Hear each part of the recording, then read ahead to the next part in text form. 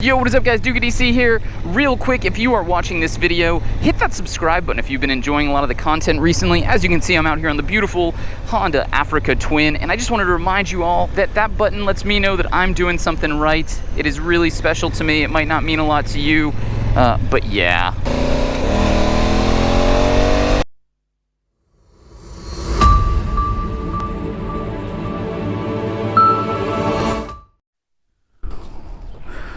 Are we recording?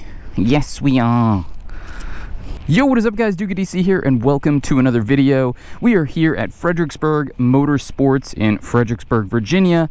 And as always, this video is brought to you by Rollick. Rollick is a company connecting consumers like you and me to a network of certified dealers like Fredericksburg Motorsports to provide the most transparent buying experience when it comes to ATVs, side-by-sides, RVs, scooters, and of course, motorcycles. And today we are out on the glorious 2017 Honda Africa Twin DCT.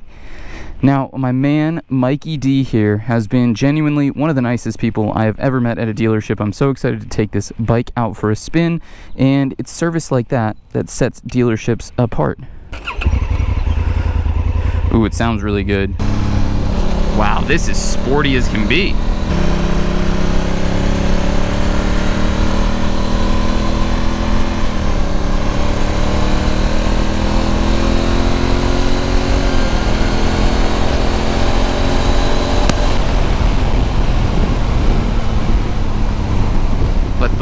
Blur around you. Okay, ladies and germs, real quickly, while we have a second here, I park in the shadows so that I can do a walk around. I just want to show you guys all the cool angles of this motorcycle, because of all the bikes I've ridden, I'd say that this is one that looks amazing at like every turn. I mean, look at it. From every single angle, it's got this beautiful kind of aggressive touring adventure styling to it. In very Duke of DC fashion, I am completely and utterly lost. I have 0.0 I don't know where I am. Oh my god, there's a spider on my nose. These are some absolutely gorgeous roads out here in Fredericksburg, Virginia. I mean, look at this. Now, let me give you a brief history lesson on the CRF 1000L. This motorcycle was released in late 2015 as a 2016 model, and it is not the first Honda Africa Twin the world has seen. No, no. That one came as a 650 Twin in 1988, and it was a, let's call them cult classics. Now, the reason I say that is because it was only produced for a year, and yet a ton of people were like, Honda, what the hell? We want this bike. Why are you taking it away? And then in 2000, they brought this motorcycle back as a 750 Twin. And again, people said, thank you so much, we want more. Getting their ish together brings us this, the CRF 1000L Parallel Twin, 94 horsepower, 76 pound-feet of torque, and a very beautiful homage to the 1980s Africa Twin that stole our hearts years before I was born. You can see this seat here. Now, I'm not certain if this is the low seat or the factory seat that's 34.5 inches. You got these beautiful bars on the back here for pillion to hang on to, or you can strap on some pannier as a top rack and be good to go. I mean, you've got pannier inserts right there. You got the Parallel Twin down here. It's a really beautiful bike. It is.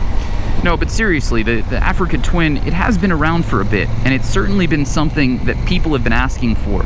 And I think that Honda's done a really brilliant thing here, because the Africa Twin fills two different voids or gaps in the Honda market.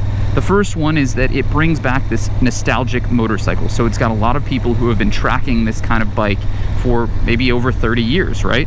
And then, on the other hand, this was a bike that was most certainly put into production because of things like the BMW GS Adventure, the Triumph Tiger Explorer, the Ducati Multistrada, the KTM Super Adventure, all of these massive 1000cc plus super adventure bikes. Well, Honda wanted to come out with their own motorcycle that was much more adventure and off-road focused than those bikes. So we have a lower curb weight here of 526 pounds. Now, interestingly enough, this motorcycle produces a little bit more horsepower than a lot of the 700cc and mid-weight adventure bikes that manufacturers are starting to put out, because they're realizing that people who are buying adventure bikes are actually starting to take them off-road. And at 600 pounds, I'm certainly not saying you can't do it. I'm just saying it definitely doesn't make things easier. Now, all of this comes in at 13 and some change, which, let's be honest, when you're looking at things like a GS Adventure at $20,000 plus, this is a steal. You could reinvest all of that money into whatever types of aftermarket gear you would want, whether it be for the rider or for the bike. And, well, it does need a few things. Now, one thing you guys probably have noticed here is that, well, I haven't shifted, and that's because this is a dual clutch transmission. It's something that Honda has implemented in the Africa Twin, as well as a few other of their motorcycles, the Honda Goldwing being one that I have ridden in the past. The DCT on this motorcycle is pretty darn intuitive. I've used it now for a little bit, and I do really enjoy it. I will say without a shadow of a doubt that I would prefer this bike in a 6-speed manual transmission, but if for any particular reason you prefer DCT, or you have some sort of restriction in your riding that doesn't allow you to use your left foot, this would be a really amazing way to stay on two wheels, continue your passion, and have probably 95% the same experience. Now, there's a couple different ways to use the DCT here. So as you can see down in this instrument cluster, I am in S or Sport mode, so the shifts are going to get held longer. The throttle response is going to be a bit more aggressive. There are 2 other modes for this that I could be in, and all that does is change the shift points and, again, the aggression of the motorcycle. You can throw it in neutral. You can also throw it in manual mode. So if I click this button, now I'm in manual. There's a minus and plus here, so I go minus.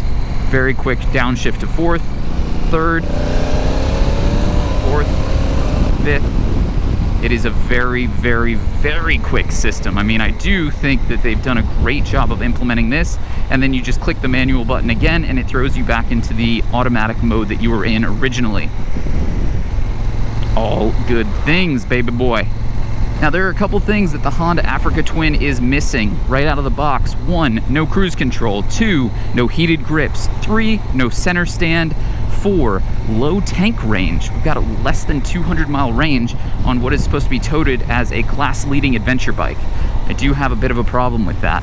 And 5, is that 5? Maybe 5. The windscreen. Windscreen is non-adjustable, and to be completely honest, although it is protecting my chest, it is sending buffeting directly to my helmet in a violent manner. It needs a center stand, though. It blows my mind that an adventure bike, a 1000cc class-leading Honda adventure bike, does not have a center stand. Come on, guys. It's a really, really fun bike, and this non-adjustable windscreen hurts me.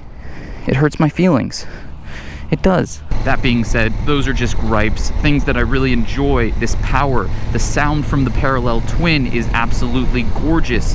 I think the styling on this motorcycle is killing it. I love the 9.1 inches of travel in the front and the 8.9 inches in the rear. This is truly and honestly a motorcycle for off-road adventure riding. With the fully adjustable suspension, you have a lot of options here.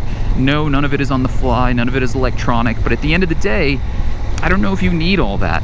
You know, you've got ABS that you can turn off in the rear wheel with this button right here, as well as multiple traction control settings that you can toggle with your left index finger from that button right over there. This is a really, really fun motorcycle. I mean, that's just it too, is now that I've ridden, you know, 30, 40, 50 bikes, God, I don't even know how many motorcycles I've been on. One thing that I can say is there are motorcycles that you're just not going to have a good time riding. You're going to be so cramped up and uncomfortable that it doesn't matter that the engine is sublime, the power delivery is going to, like, you know, change your outlook on life and existentialism.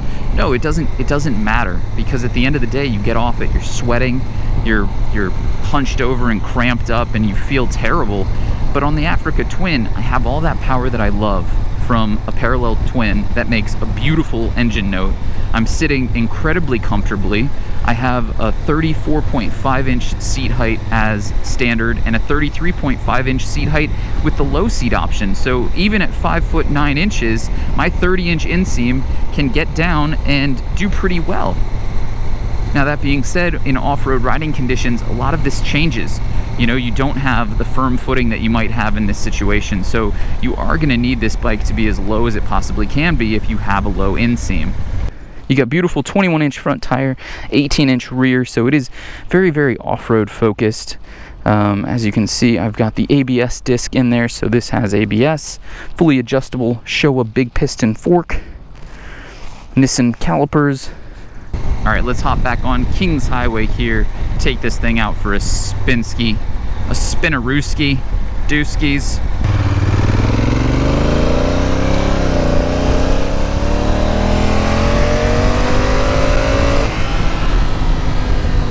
Dude, this thing will frickin' haul, man.